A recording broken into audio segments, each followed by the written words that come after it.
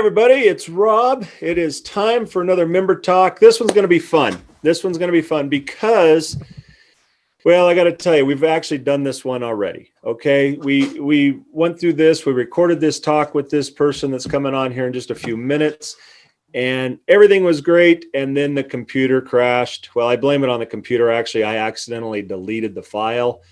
So we're going to do this Jason Easton 2.0 interview today. Hey, Jason, how are you? I'm good. 2.0. I appreciate your editorial control that you were like, I don't know. Easton needs he needs like kind of a warm-up session. Well, it went so well the first time. I figured, you know what? Let's just instead of just asking to do another interview, let's just delete the first one. So we have to do another one and go from that route and see what happens. So it worked I'm out honored well. that you've invited me twice, and that we believe the second one will actually make it to broadcast.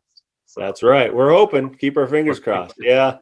No, we had a little technical difficulty. They say it's operator error, but I'm still going to blame it on the computer for deleting when I pushed the delete button. It shouldn't have done that. It should have known that I didn't really want to delete the interview, and it did it anyway. I've been there. Jason, tell us a little bit about yourself. Here's what I know about you.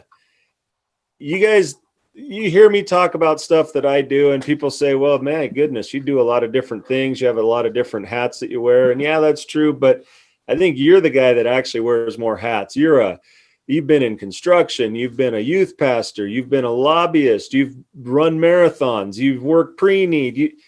House sales. Hold on. Just half marathons. I did more than one. So I guess if you combine them, I've done a marathon, but just half. Okay. Well, that's better than me. I've done probably 10 marathons, but they're most like 1/10 marathons.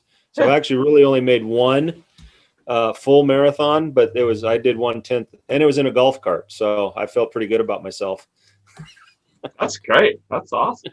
Well, you were rambling through a number of my job experiences. I like to jump in and say this is the easiest way to explain it. I'm a Swiss Army knife of careers guy. So I've had a Swiss Army. If you need a corkscrew, or my favorite one is if you need a toothpick or a tweezer. Like, I mean, remember those Swiss Army knives that had the little metal tweezers? So like that's kind of the life I've had. I've been very fortunate. I'll just jump in and tell you a little bit about myself, Rob, because that's what you would like to do, I think. So here's the thing. So we'll blow through this pretty fast. I married my high school sweetheart. She was deaf, blind, and mute when I met her. She got better and didn't throw me back. So that's a huge win for me. The other thing is that I've been blessed with 3 children. They're all in their 20s. They all still like me. So that's temporarily how that's working out. We'll see what, that could be a cell phone call with one of them who's not real happy with dad. I don't know what comes. And 4 granddaughters and a son-in-law and what I call a wannabe son-in-law. He's not quite there yet, but he's moving in the right direction. So, and then from there, I've had a series of unique careers, college and pre-law, poli-sci, all of that was my future. I was the guy who grew up wanting to be the president of the United States or the chief Supreme Court justice, because it wasn't good enough for me to just be a Supreme Court justice. So I wanted to be the chief. And from there, when we got married and started having babies, life took these unique directions. And eventually, we made our way to here, where we live now, Anacortes.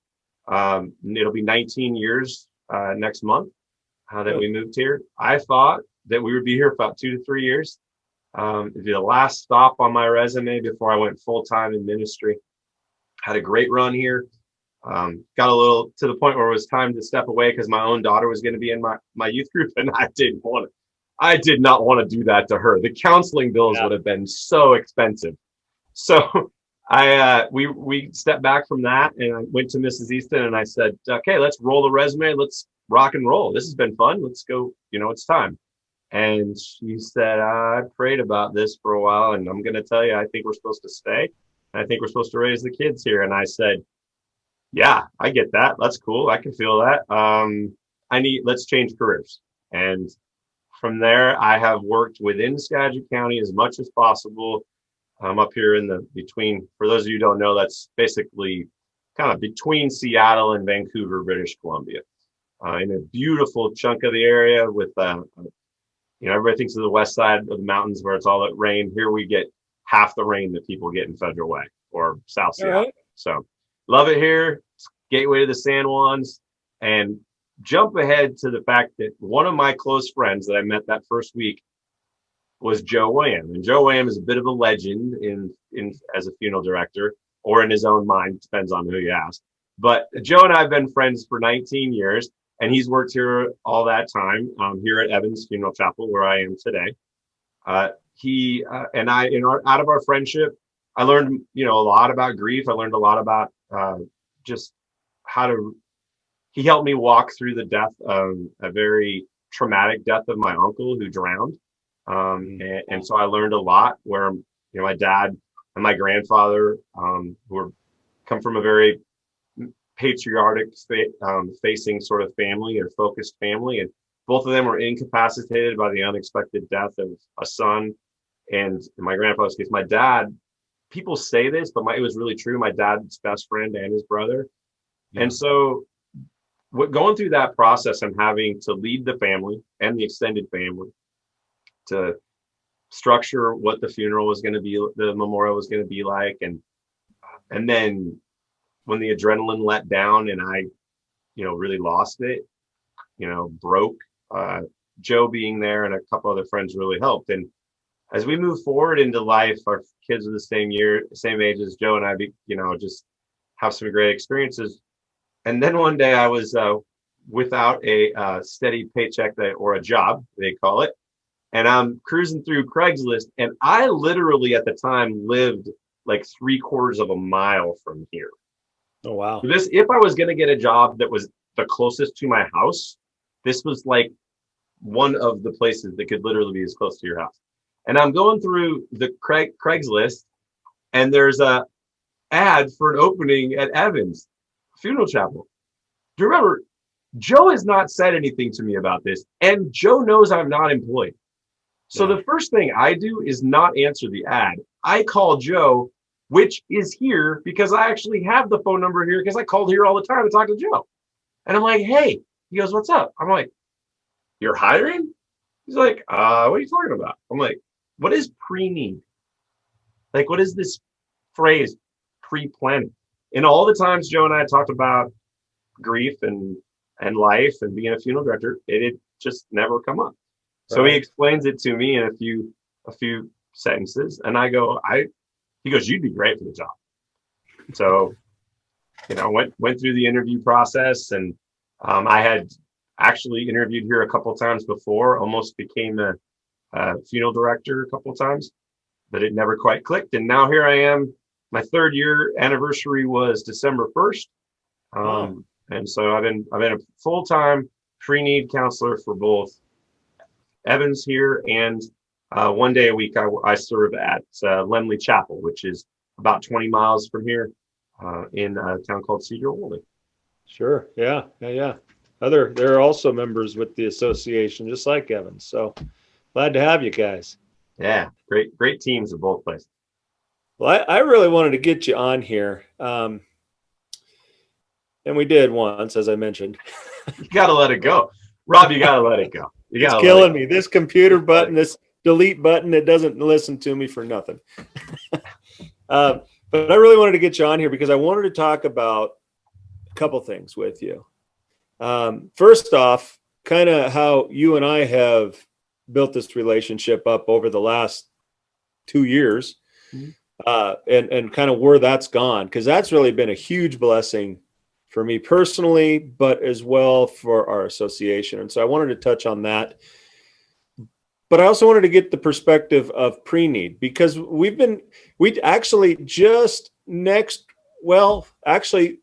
this drops will be officially 1 year that we have been putting out on a weekly basis member talks. It's been 1 year. Every week, which surprises me. I never thought we'd get to, 2 shows, but it'll be 52 weeks with the time this is dropping. So that's really cool. But in that amount of time, we've never talked about pre-need with anybody. It's always been everything else in funeral service, but we never talked pre-need. And so I wanted to get your perspective about pre-need, but I wanted to get your perspective about pre-need as well as pre-need in a pandemic, which is, you've kind of started without the pandemic and have been working through the pandemic, and kind of compare what the differences are, because it's changed a lot. I know it's changed a lot for me over here. I'm sure it has for you as well. But digressing back, I wanted to re-talk about that day at, well, I guess it was the Best Western, maybe, when we had our district meeting up there in Mount Vernon. We typically have them at the Best Western there in Mount Vernon. It's a great spot for those meetings. And I was sitting there, I don't know, I think I was trying to put together the sound system or something so we could do. Anyway, this guy comes up to me and he's like, "Hey man, I want to talk to you." And I'm like, "Who is it? I'd never heard of this guy." But we started a conversation at that point, which really led to a lot of different openings and a lot of different pathways between you and the association, and as I said, on a personal level as well. We got to talking about government affairs and legislative, particularly, and that's when I first found that you are a former. Is that the way to say it? A former lobbyist? So, you ever not become a lobbyist? Here's the thing. I have had since 2004 a consistent relationship to political leadership across multiple businesses, trade associations, ran for office and ran races myself as a campaign manager, all the way up to a congressional candidate, a U.S. congressional candidate. I now do not get paid to do that. I am a volunteer in a number of organizations that advise them, but in a very unofficial capacity. Right. In that case, but I love it. What I tell people, because I just recently helped three friends of mine get elected to different positions locally. I'm like the guy who got put into the witness protection program, but they forgot to take his cell phone. So like I've tried not to be as involved, but they keep calling, and I keep saying yes when I'm asked to speak, to do an event. I did an event once called the Sherpa's Guide to Local Politics.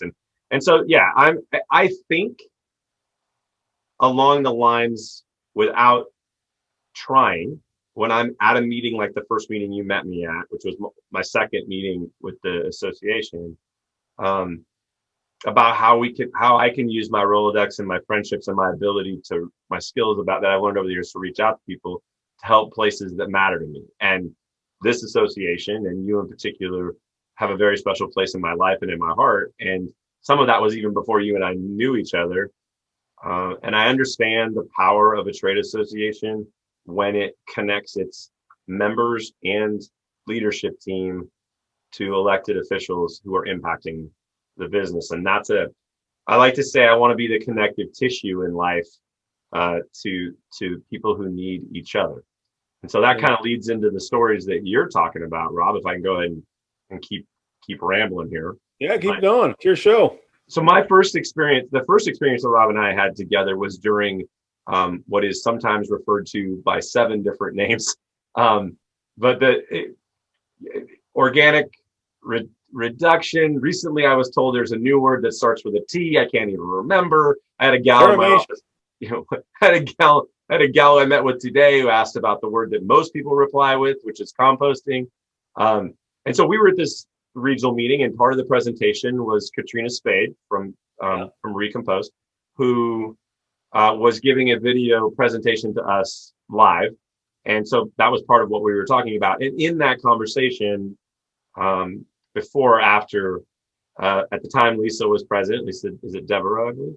Devereaux, that's right. Yeah, Lisa, and you talked about what the process, because it was right after the law had passed, right in that read. But then there's that year where you couldn't do it. They were just building all the regulation. And then from there, now we're in the build out year where people are starting the first year, people building that. Mm-hmm. And so the story about how the association impacted the legislation in a positive way was an absolute, it was just absolutely outstanding and a complete fluke when it comes to how things work in politics, that in such a short period of time, matter of days, you and Lisa and some other members stepped in and really helped improve the legislation for non-members and members, because it became more holistic and less written to the benefit of individual types of organizations. And so I was really impressed with that story, but it also revealed that there's not much strategy that it wasn't strategic. It was an opportunity that was presented, and a certain level of fear of, boy, if this law gets passed, it's okay. But if it gets passed with these kinds of words and places, then it's going to be really difficult. So can we jump in and fix it?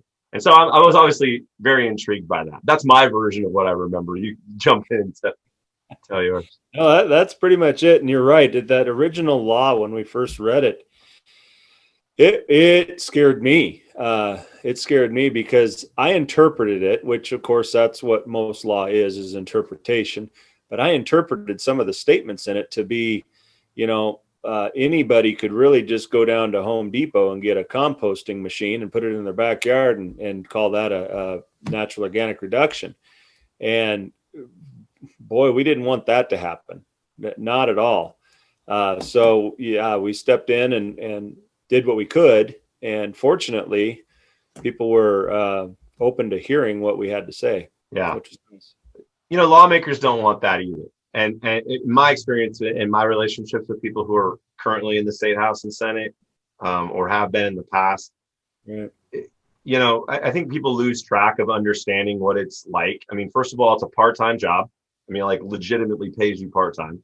It has very much more full-time responsibilities and requirements, and thousands, sometimes as many as 3,000 bills a session, either a 60-day session or a 120-day session, are dropped.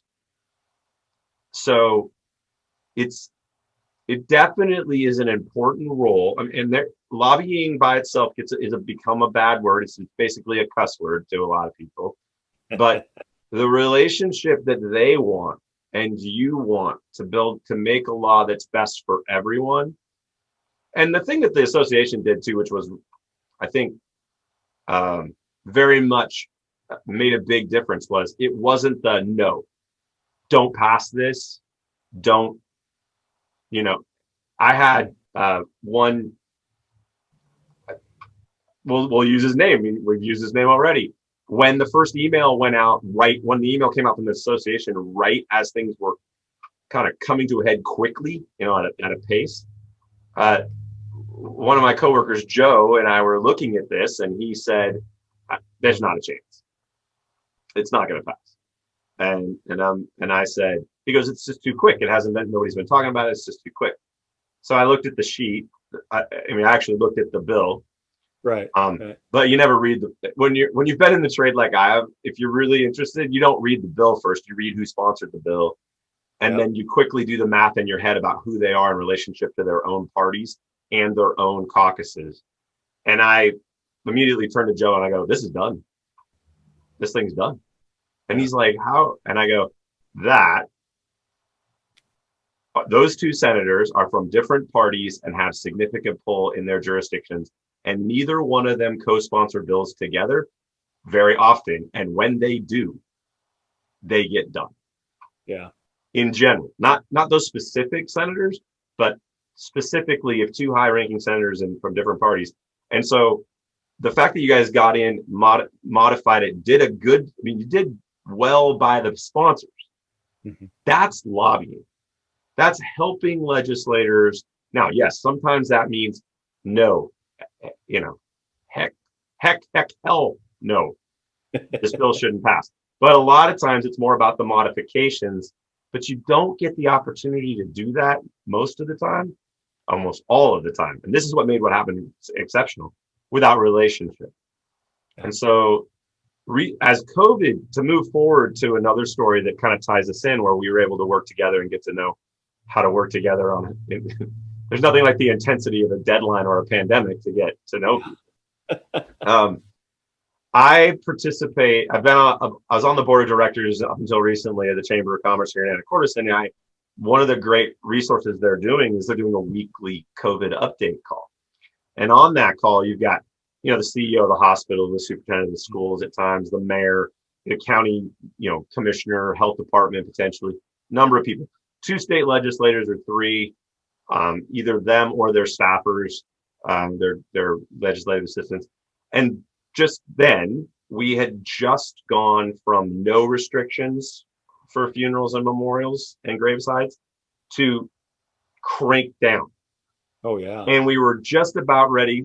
And then a week later or 2 weeks later, we went from like 100, like down to 25 or something. Okay. And so I'm one of the guys in these calls that will raise my hand and ask a question.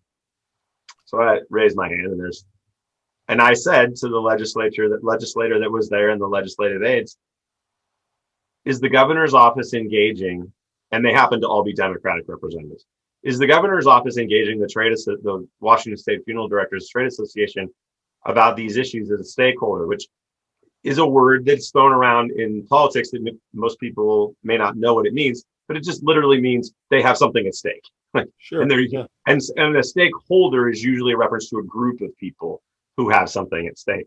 And I said, are you engaging them as a stakeholder to help make a difference, or even just work together with what to do?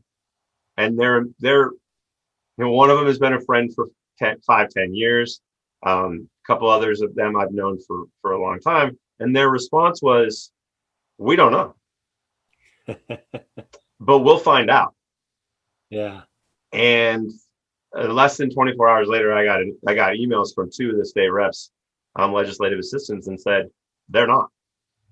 Right. We don't think they are. And they said, would you like to try to move forward with trying to help with that? And I said, here's what I like to do. Can you get the regional, the representative for the governor in this region? I think he splits the state into 6 regions.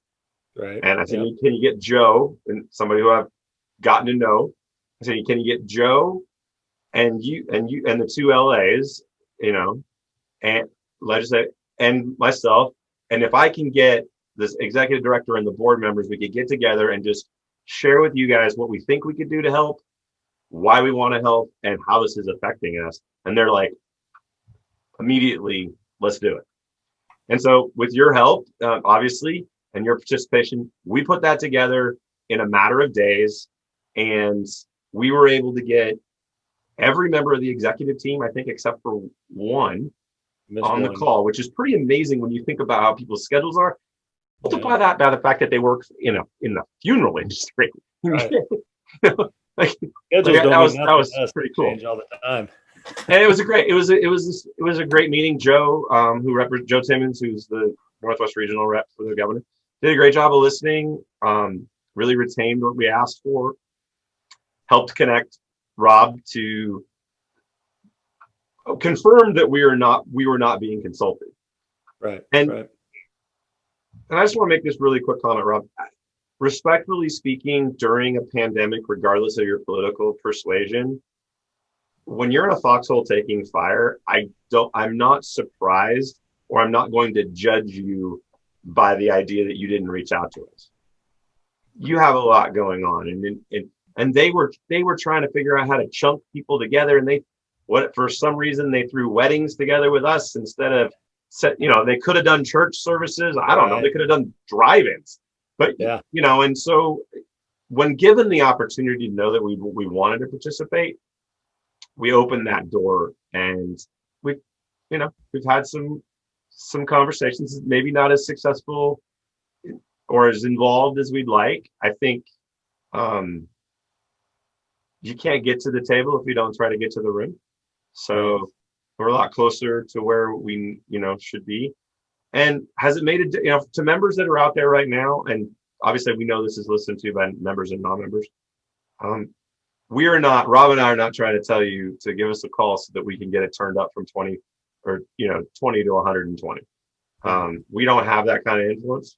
But we are in a position now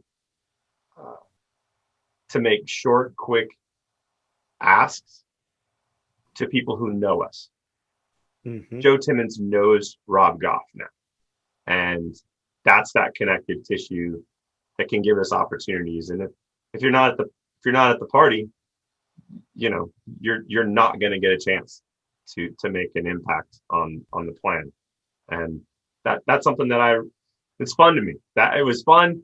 When I called Robin, I'm like, this is what I want to do, or is it okay? You want to do it? He's like, you want to do what? You know, but yeah, he was completely supportive. I want to talk about that call that came in from you originally. I tell people it was Providence because that's about the best way I can describe it, of how the timing of this call.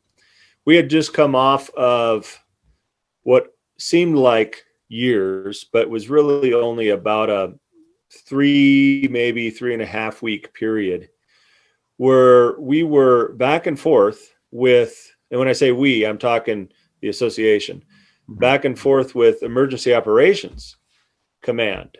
And it was right at the height of nobody could do anything when it came to PPEs. No, I was getting phone calls from funeral directors asking about masks. What can we do about masks? We're wrapping neckties around our face at this point because we can't get masks. We're washing out disposable gloves and reusing them. What can we do? And so as the association, we were going to emergency operations because that was all that was left. That's the only place you could turn. And it was really kind of weird. What we found out with this was we were kind of a yo-yo. We started way high on the list of people that could have access, even though there was none to have. We were still high on the list. Then we dropped way low, almost to the very bottom, and then we kind of had to build our way and work our way back up through communications. And we kind of went through 7 or 8 different conversations with people, and it finally, oh yeah, you know, we totally get why you need PPEs. We totally understand.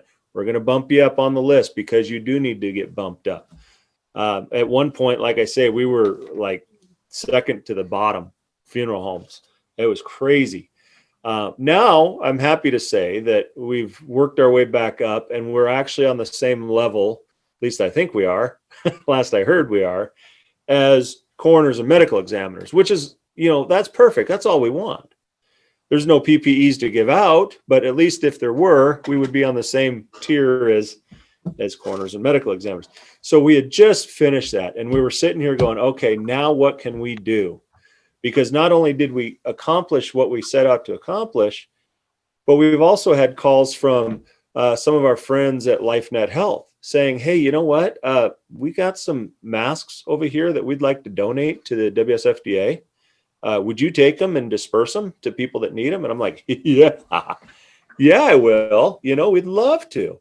So LifeNet Health sponsored, I don't know how many it was. I think it was about 1,000 or maybe 2,000 disposable surgical masks and some gloves. Gave those out to us that we were able to give out to people that needed them, which was awesome. And then NFDA called us right after that and they said, hey, we got, 4,000 masks here. Does Washington need them? Yeah, absolutely. So they sent them. And at one point we're sitting here, people are calling saying, I don't have anything. We don't have anything. And it's like, let me send them to you.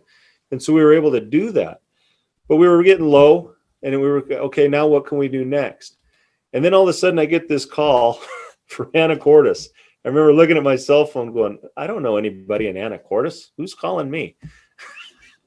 And it was Jason. And he says, hey, got some questions for you.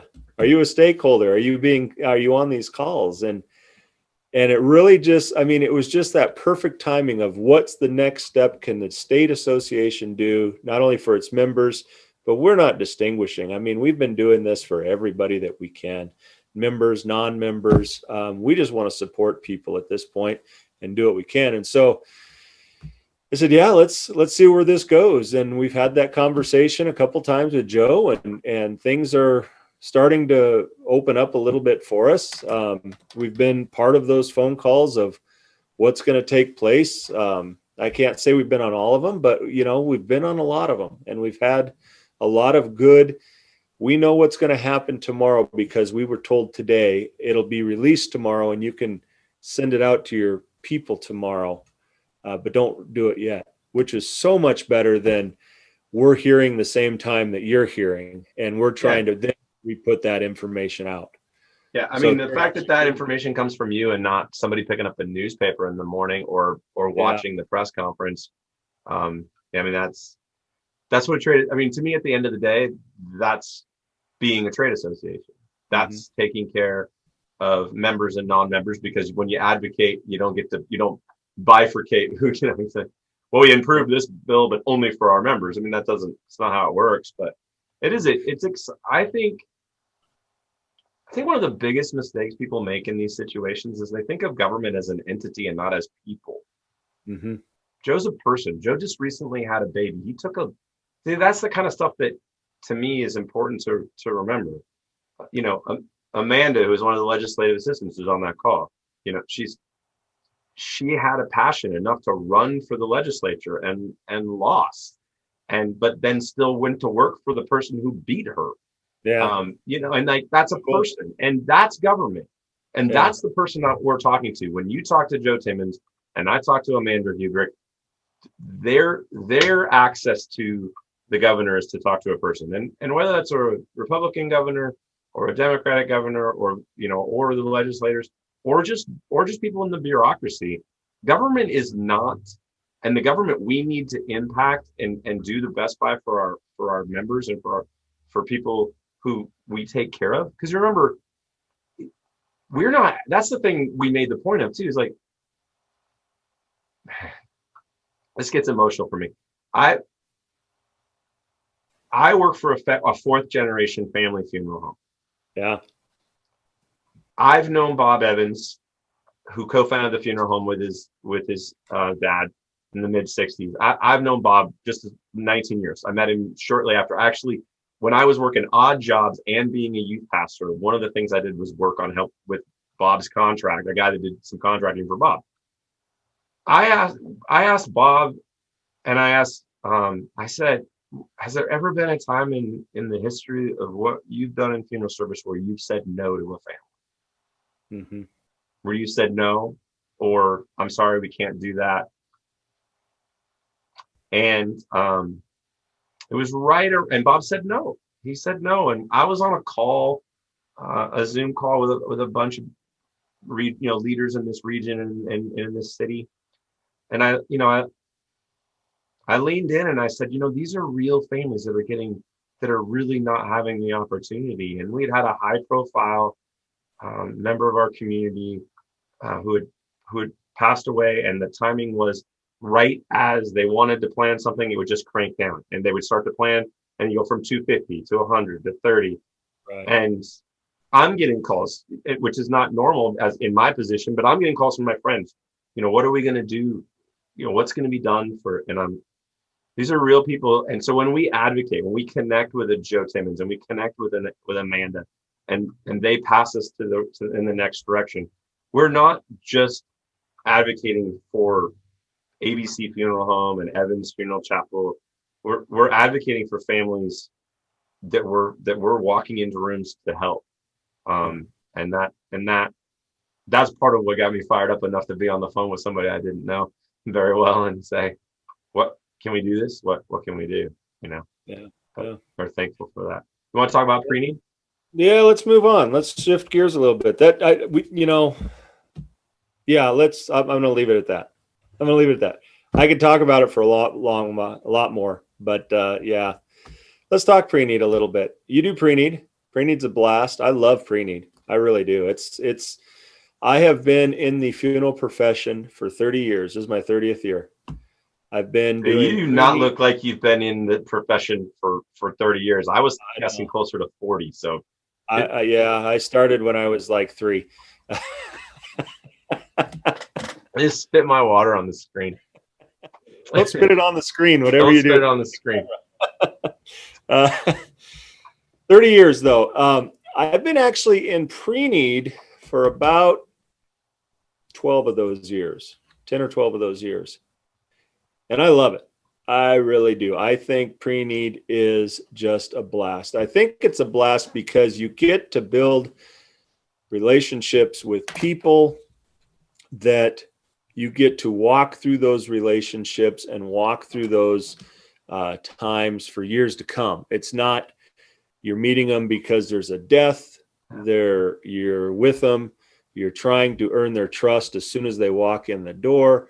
And once you've earned it, you're keeping that trust. But to me, pre-need is one of those things where you can do it this way, one-on-one or with a group. You can sit down, you can carry that on for years. Families will come back and be like, hey, look, we got our pre-needs done. Our kids want it now. Okay, great. Or our friends, our neighbors. That's wonderful. I mean, pre-need really is, to me, a lot of fun when it comes to funeral service. And it's not about, people might hear that and go, well, yeah, there's sales, you're making money. Well, no, that's not what it's about. It's about building relationships with people and watching those relationships grow for years. And that, for me, has always been my goal. But that's me. Tell me about your pre-need. Tell me how it works. So when we first talked about me discussing talking about free need on this podcast and YouTube video, one of the things we talked about is people watching who don't know the industry and the jargon. And so I'm gonna take free need back to a little further back. So and it's easy for me to do because I literally started this job or looked to interview for this job when I didn't even know what it was. So I mean, the 101 side of this is you can do things to make it easier on your family if you plan ahead in life in general. Okay. So the example that I'll give you is you're going to die. Everyone's going to die. You and I are both married. You're also going to have a wedding anniversary. The difference is, the date. Okay. The difference is there's been times when I have planned well. There was a period of time where we were broke. I found a used hot tub for free, cleaned it up, got a friend to move it, cleaned it up, and set it up for Mrs. Easton. She says it's the second best present she ever got. She says the wedding ring was the best. I think it's like this kind of way. So, but that was an anniversary gift. There's other times when I've been on the phone in Rite Aid trying to pick out a card, on the phone with a favorite restaurant, then the second favorite restaurant, trying to book an anniversary reservation for that night, for September 14th. In the same way, when you die, you leave a gift. Whether it's a crap sandwich, pardon my French, or thoughtful, depends on how much you plan ahead. A piece of that planning ahead in my profession is to help you with that piece. And that piece is called, or often referenced as pre-need, pre-planning, things like that, advanced planning. One thing about the funeral industry is consistent to a lot of other industries, which is everything has 7 names. You can't just have one name for something. So what I literally do is help people with the non-enjoyable things to do at the time of grief, which is everything that has to do with paperwork. I mean, right. Like literally the information we need to collect so that we can complete your death certificate can be done by Jason in a room where we're having a little bit of fun and laughing and enjoying ourselves. Or it can be done in a room with your daughter, your son, and your husband just died. And you're supposed to make decisions about spending money, significant amounts of, to me, if you get past 3 figures, it's a significant amount of money. Mm-hmm. You're trying to make that decision, keep everybody else in the room happy about the urn choice of the casket. You're trying to, even if you're working with the best funeral director you possibly can, it's overwhelming. It can be overwhelming. It can be, you're in a fog of grief. All of that work, 90% of that work can be done with a Rob or a Jason or someone else who's licensed to do it. Right. And it's as simple, sometimes it's just the simple things. I break down pre-need into 4 pieces. And one of them's optional, depending on whether it's cremation versus burial. So it breaks into 4 pieces. Death certificate information. Why is it important for you to write down what your mom's middle name is? Because I have 3 kids in their 20s. If we put them in a room right now, picking a restaurant's going to be a challenge.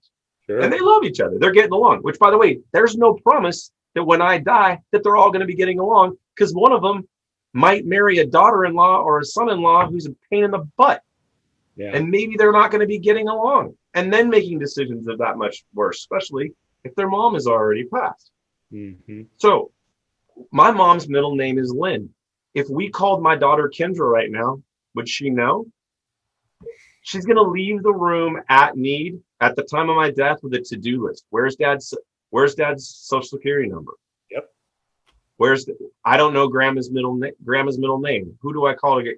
So she'll be sitting in a room dealing with the death of her father with a to-do list in her head while the funeral director's asking her what she wants to do about an urn or a casket or cremation or burial. So what takes me 10, with a family, which will take me 8 to 10 minutes roughly, I can collect some information that it by itself, just that one piece of paper, changes the course for what it's like for their family. Yeah. If that's all you do, it already makes a difference. Oh, yeah. The second piece to the puzzle. I believe that I'm sort of a buffet chef when it comes to helping people make decisions. So I'm going to stand behind the buffet. You're going to come up to the buffet and you're going to say, I want burial. I don't want a viewing. You're going to put all these things on your plate, and I'm going to respect that. I'm not an upsell kind of guy. I never have been, but I'm going to respect that. But I'm going to say to them, and I kind of use this analogy at times, I want to make sure you know where the chicken fried steak is and the pesto mushrooms, because if you don't know about them, you might not be of interest. But if you do know about them, it could be of interest. Yeah. So I was in a pre-need appointment with this single gal a gal who came in by herself, and she's in her mid to late 60s. And she said, Jason, all I want is a real basic cremation, maybe an urn, but I'm not really sure what I'm going to do yet with it. And so we're talking through it. And and I even used that analogy. I said, hey, let me share a couple things with you. There's a local cemetery around not far from here. And they have columbarium. For those of you listening who don't know what a columbarium is, above ground area for small opening, place an urn or two in, close, engrave the outside. And here's the kind of prices for that. There's also, urn lots if you want your urn buried. Now, am I going against her wishes to keep her urn and maybe have them scattered later? No, I'm just letting her know what's available. If you're careful about it, you're letting her know what's available. She started to cry. Not what I plan for in meetings. I do not plan for people. I'm a pre-need guy. Okay. Yeah. It's not common to cry. It's even worse if the person you're helping crying, you don't know them and they're by themselves and you're trying to figure out how to comfort them. I mean, it was not good. I thought not good. And I'm like, are you okay? And she said, I know what to do with him. I know what to do with him. Well, we had not discussed at that point that her husband had passed away. So she went on to tell me that he's on the mantle in an urn, and I didn't know what to do. I know what I want to do now. I want to get a niche. And she went down and got it the next day. Yeah. And she wouldn't have thought about that if you just take an order, if you're just an order taker. So I try to make sure that I stay in this sort of position of just letting people have the understanding of what's available. So that's the third part. The second part to me, that's the you'll call the estimate, the collection of the data that gets us to the point about what it's going to cost. Today's cost of what you would like us to do. And then sometimes that means people will go sit with it, come back later. Sometimes that means people just want to keep moving forward. It just depends. Or consult with family or kid. Sometimes I've got kids on the phone, 50-year-old son, last appointment, actually the second to last appointment I did, one son in person, 90-year-old young lady I was helping, and one son on the phone. I love working with family members if that's something they want to do. And you're absolutely right about it being generational. I was just on the phone with a gal in New Jersey before we started. And she was so inspired by the fact that her mom and dad did it that she's trying to convince her sisters and brothers. But she's had hers for like 15 years. She's not even in her mid 60s. Yeah. Because of the example of being what it felt like to be in the room when it was being, again, the anniversary analogy, right? The death present type thing. I won't say crap sandwich twice. That's good. We don't have to delete you. That's good. Well, there's a beep button, right? You can beep that out. So I'll get you through to the fourth piece. The third piece is optional, and that is if you choose cremation. And to me, this is again one of those things. These two have not cost any money. This third one doesn't either.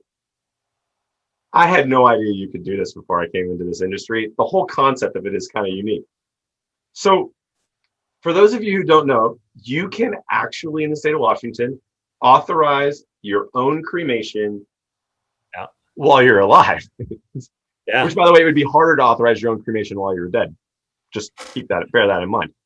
But I tell you, when I tell people that, there's always a pause on the phone, in person, and I'm like, but we promise here at Evans Funeral Chapel to not cremate you until you pass away. There you go. And that's the kind of, you can bring a little humor into this, and they're like, some of them will laugh. Or it's harder when you're wearing a mask to see if they thought it was funny or not. Sure. But you can really honestly authorize your own cremation. So what if you didn't? What if you don't sign these forms ahead of time? The layers of complication are multiplied by your family structure in a way that makes the experience for the person in the room who's making your final wishes happen, making that plan with a funeral director, could be infinitely times harder.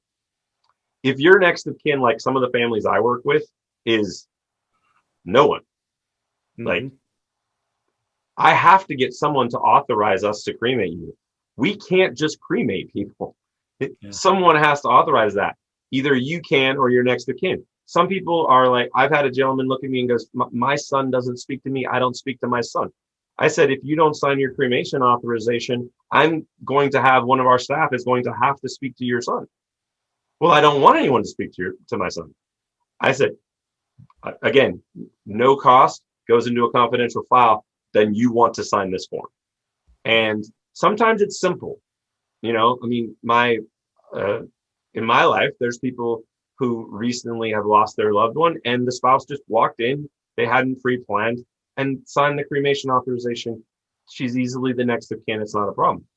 Let's go back to my three kids. My three kids, one of them decides that no, dad told me he wants to be buried. One of them says to the funeral director, I don't know. I don't really care. And the third one says, oh no, dad was adamant. He was going to be cremated and scattered from an airplane. Well, now you got a challenge. You got a challenge for the funeral director. And you're taking people in a room who should just be focusing on grief, and they're getting focused on conflict. Yeah. So that's why the third piece, if you're choosing cremation, is such an important thing. Yeah. And then, if you'll bear with me a little longer, the fourth piece of pre-planning is that there are some people who want to pre-fund. There's people who want to put the money, they either just want to know it's out of mind, they want to know that their kids aren't going to have to pay for it, and so we give pre-planning licensees around the state who work with funeral homes, and we give people the opportunity to pay in advance because it has a number of benefits. The ones I just named. In addition to that, if you pay in advance, there are guarantees. There are the items that a funeral home is willing to guarantee can be guaranteed, so those prices will never go up. I worked with a young lady about a year ago. She bought her policy. She paid for her prepay when she was 44. Yeah, youngest one I've come across.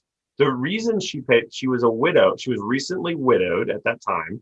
She had 3 young kids, and she didn't have any idea how they would be able to take care of that or other family members. So she purchased her policy. So jump ahead almost 20 years. She comes in and meets with me last year with her new husband. She said, "Hey, I want to make a few changes to my plan." I said, "Great." So I helped her with some changes in her arrangement.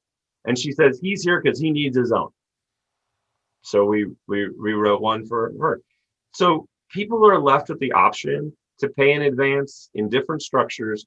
Now there are different vehicles with which that's done inside the state of Washington, but basically it comes down to one thing. The state of Washington thinks paying in advance is a good thing. There's multiple examples in state government and federal government, for that matter, who believe that people paying in advance is a good thing, and they've made laws and rules to that effect to help.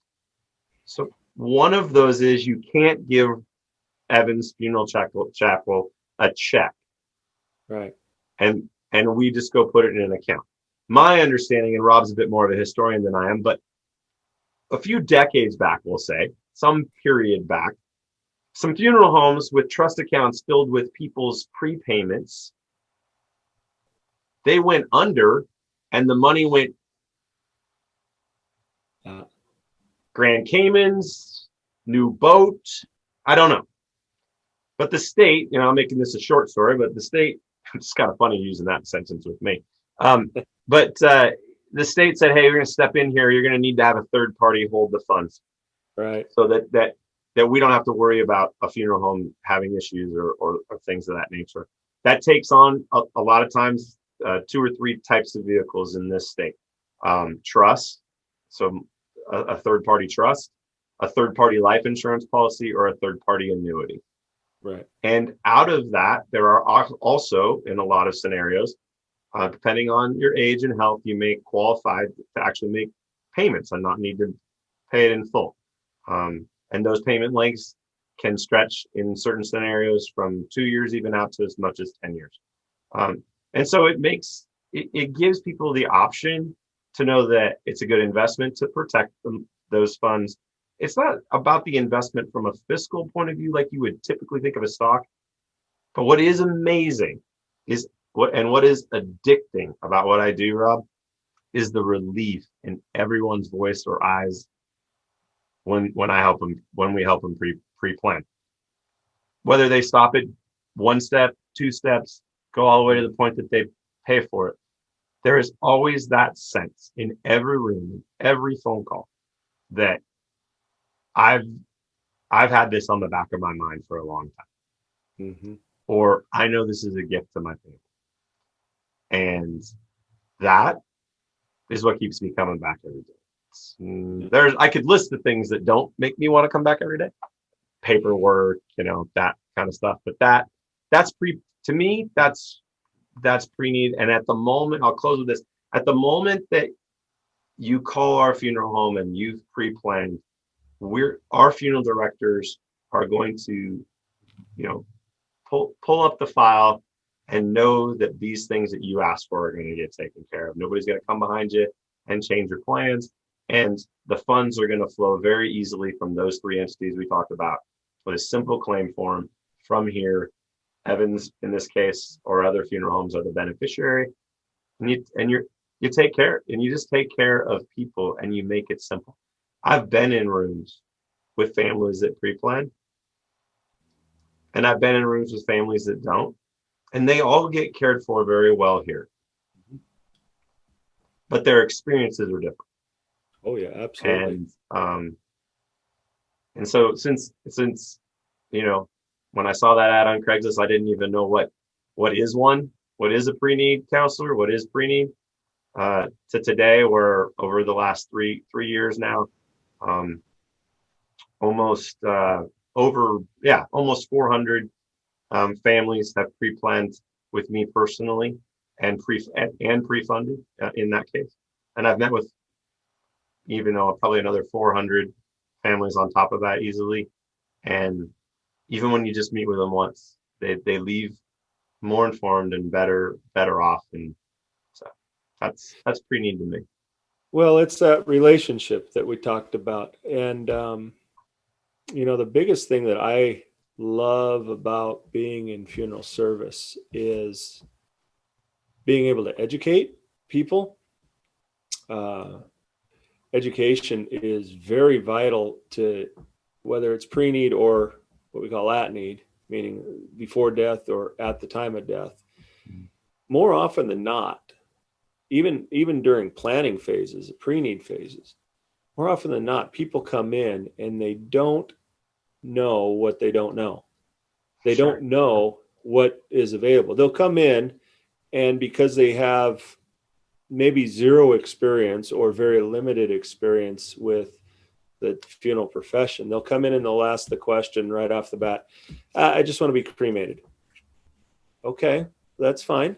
You know, if that's what you truly want, are you going to have an opportunity for family to gather? Are you going to have a spot for the cremated remains to go? That's a spot of permanence. Are you going to offer visitation or viewing? And more often than not, just those questions, some people may say, well, you're upselling. No, I don't think you are. I think what it is you're giving options, because more often than not, people will say the answer, well, yeah, I want to have a service. I want to have time for my family to get together. Okay, well, we can call that a memorial service. We can call that a celebration of life. We can call that a wake. We can call that a whatever you want to call it. It doesn't have to be a funeral, Right. and just providing those options for people. The next question, especially with cremation, or for that matter, alkaline hydrolysis, which is now new and available, but the end product is the same. You place the remains into a vessel, an urn, and then what you do with them, well, that's your choice. But there's so many different options that are out there, and boy, you just hate to hear somebody say, I wish you would have told me that I had this opportunity to do this when I was speaking with you originally. It's some of the things that are out there. I was talking with a gentleman the other day from, he does DNA collection for, in particular for mortuaries, where they collect data, they collect DNA, and they provide that back to the family to store and hold in case they ever want to use it for genetic testing, genealogy, whatever they want to use it for. In fact, it was on one of our past podcasts. So you can go back and listen to it or watch it if you want to. But he said something in that interview that was very interesting to me, was especially with something like that, where you have to take that DNA prior to disposition. You have to retrieve that prior to disposition. If you don't offer that, or at least mention it, or have some sort of notification that it's an available process, you could really be opening yourself up in the future to a lot of issues, where if somebody comes back and says, you never gave me that opportunity, I had that opportunity. With pre-need, you can spend all day long going through everything. And there's a bazillion different ideas that are out there, and just as many products that are out there when it comes to death care and funeral related things. And I don't know how you get around notifying or giving a family everything, but you got to at least try. You got to say, look, this isn't an upsell in any way, shape, or form, but these are your, as you put it, your well, I don't want to talk about food because it's getting close to dinner and I'm getting hungry, but these are your potatoes over here, and these are your green beans over here, and these are your fried chicken over here, and and all these different things. You need to be able to show that and educate families about that, because most often the time they don't have a clue, for lack of better terms, that these are even options that are available. Maybe they heard about them on TV or something, or movies, but they don't know. And so pre-need is a blast. That is